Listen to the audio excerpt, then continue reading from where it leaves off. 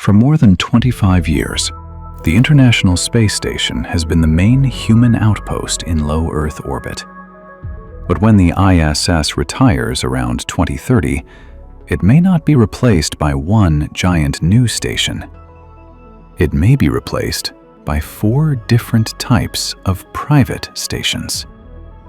One is the bridge. One is the lab.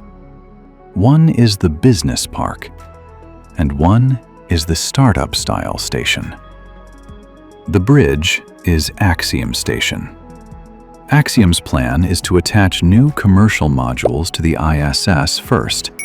Then, before the ISS is retired, those modules would separate and become an independent station. So Axiom is the bridge because it tries to grow directly from the ISS itself.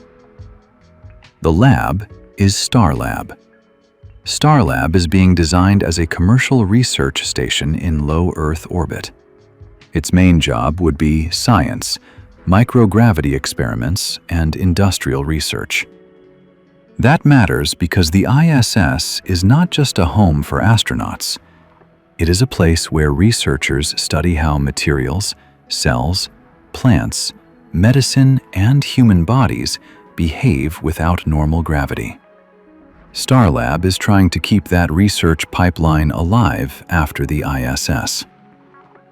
The business park is Orbital Reef.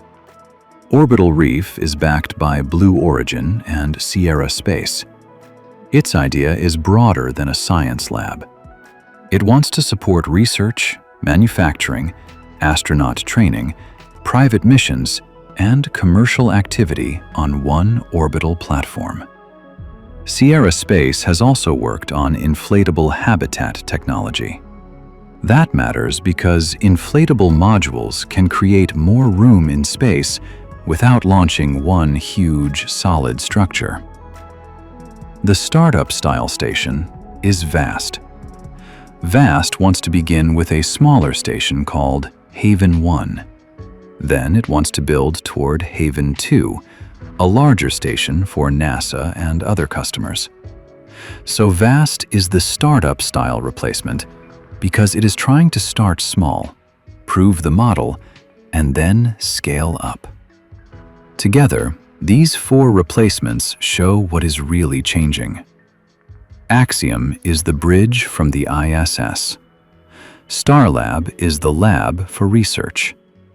Orbital Reef is the business park for commercial activity. VAST is the startup-style station that starts small and grows later. The ISS was a government-built station. The next era may be a private station market. NASA may not own the whole platform. It may buy the services it needs: lab space, crew time, docking, power, air, cooling, and research support. That could make low Earth orbit more flexible. Different stations could serve different jobs.